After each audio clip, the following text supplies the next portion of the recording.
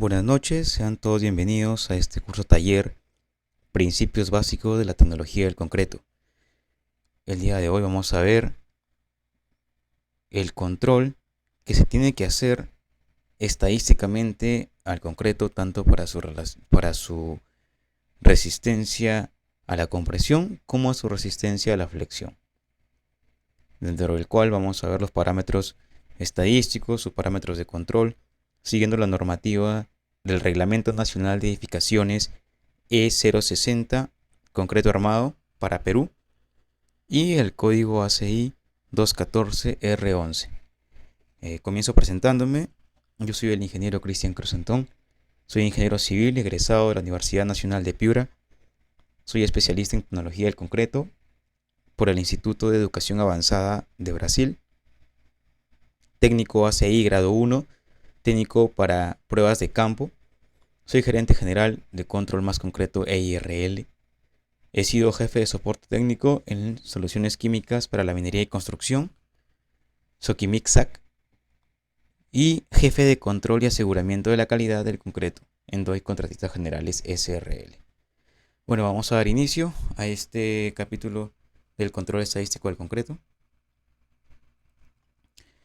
Iniciamos con una pregunta básica, una pregunta base.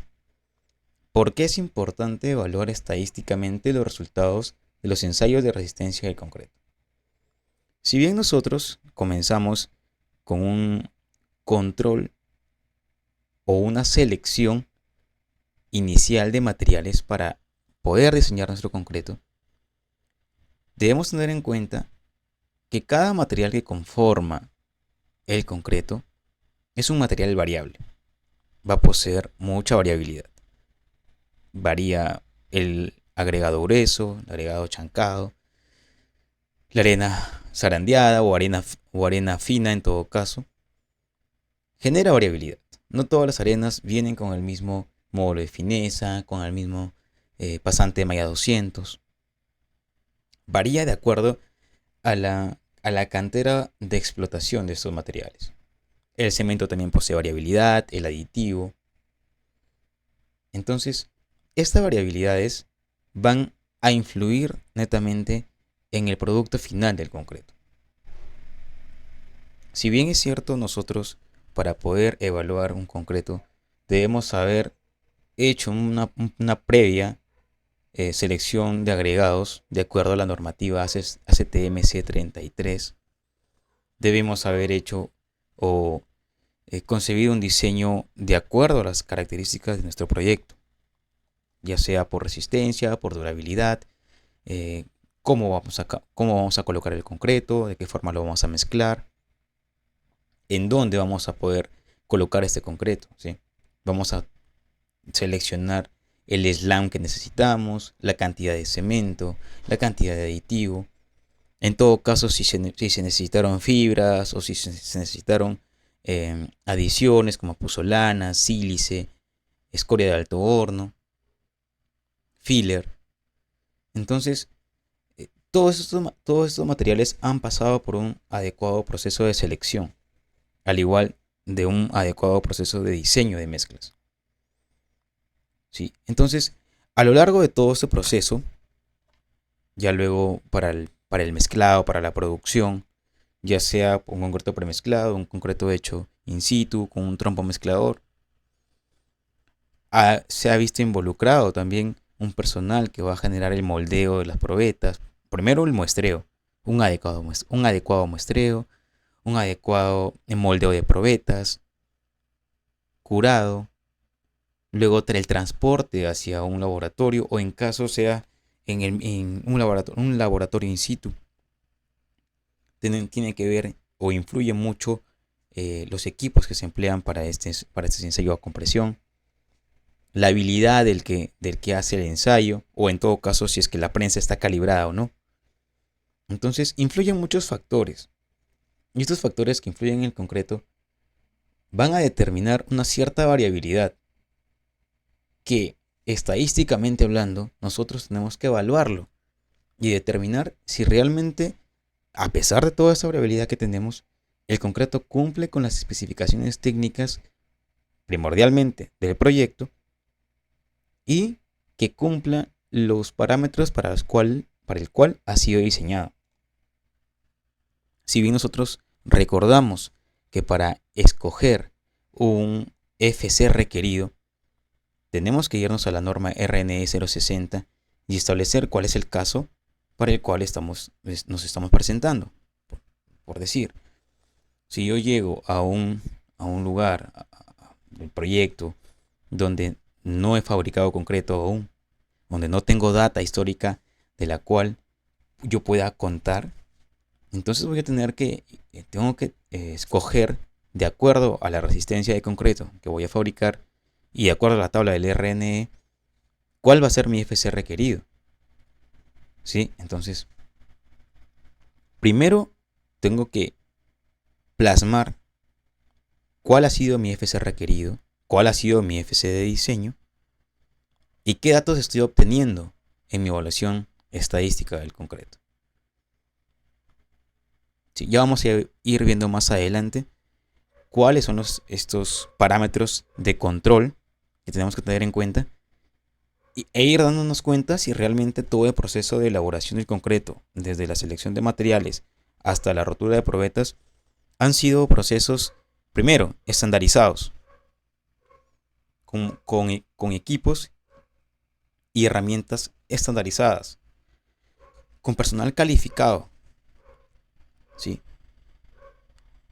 ¿Por qué nosotros debemos tener este cuidado inmenso en lo que es la resistencia del concreto? Si bien la resistencia es el único parámetro legal que va a decidir si nuestro concreto es aceptable o no, que debe cumplir con la resistencia a compresión, evaluada a los 28 días. Es de vital importancia seguir procedimientos estandarizados para poder lograr adquirir la resistencia del concreto especificada, ¿no?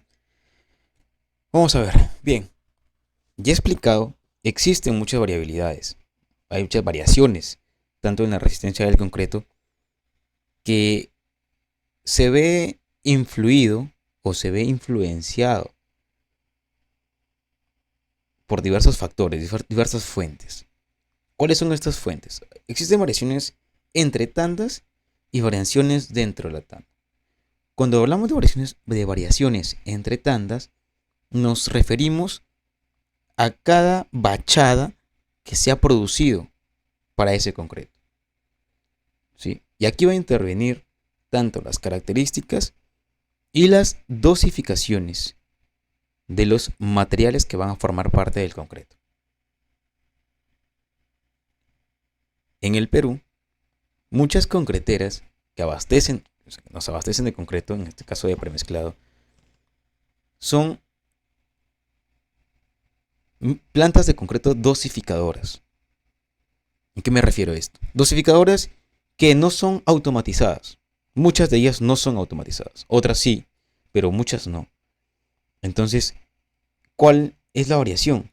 Que al momento del pesaje, esto va a ser controlado por una retroexcavadora, una balanza, ¿sí? Una balanza y un operador de planta, quien va a ser el que determina tanto la precisión del pesado.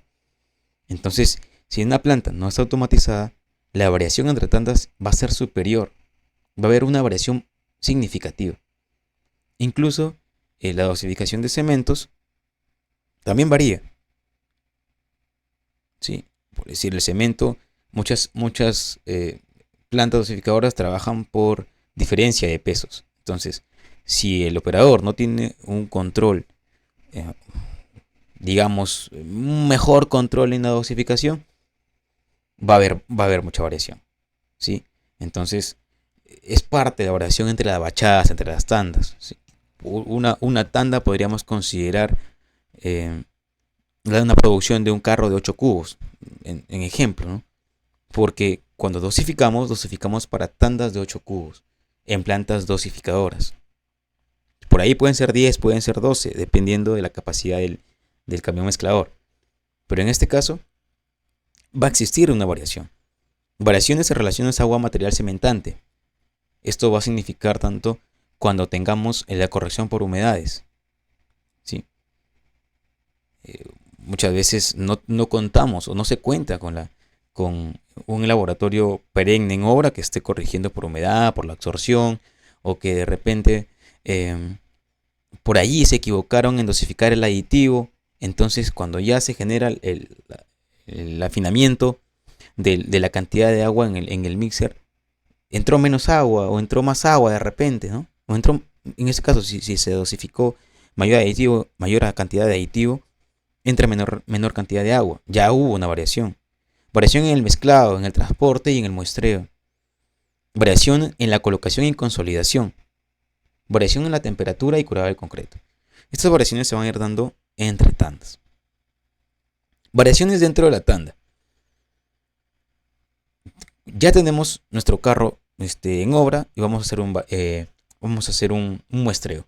El técnico que está efectuando el muestreo no cumple con los lineamientos establecidos para un adecuado muestreo. Muestrea mal. Ocurre que el técnico muestrea del primer tercio del carro. Ya eso ya está fuera de control, ¿no? Ya la muestra no es significativa. Variaciones debidas a las técnicas de fabricación en el moldeado de las probetas. Tal vez una moldeó bien, y si son probetas de 4x8, moldeó en 2 capas. Por ahí se olvidó y hizo 20 chuceadas. Y solamente le dio golpes con el martillo de goma, 5 o 6 golpes. No los contó por último. Y de pronto colocó las probetas y tuvo que transportarlas a otro sitio porque no era adecuado. O de repente colocó las probetas sin la protección adecuada a la luz solar y sin un curado prematuro. Entonces ya varía totalmente. Ya no cumple con los lineamientos estándares. Ya va generando variación dentro de la tanda. Diferencias en el curado, variaciones en los ensayos de las muestras. Puede ser provocado por una no horizontalidad del acabado superficial de las muestras. Puede haber sido un problema, ¿sí? Entonces, tal vez se golpeó la probeta en el camino, pero ya se van dando variaciones. O la prensa no estuvo calibrada, o ensayaron a otra velocidad de carga que no era la adecuada. Todo eso va generando variación dentro de la tanda, va influenciando en la resistencia del concreto, la resistencia final del concreto evaluada a 28 días. Si bien nosotros evaluamos el concreto, lo evaluamos por ensayo, ¿sí? Un ensayo equivale a una resistencia promedio, ya sea de 2 probetas, que es determinada para probetas de 6x12, o en todo caso para 3 probetas individuales para un diámetro de 4 pulgadas, ¿sí? El uso de cada probeta va a depender del tamaño máximo nominal del agregado que tengamos. Y sin embargo, también hay otros factores como la manipulación de las probetas. Unas probetas pesan 8 kilos, la otra pesa 3,5 kilos.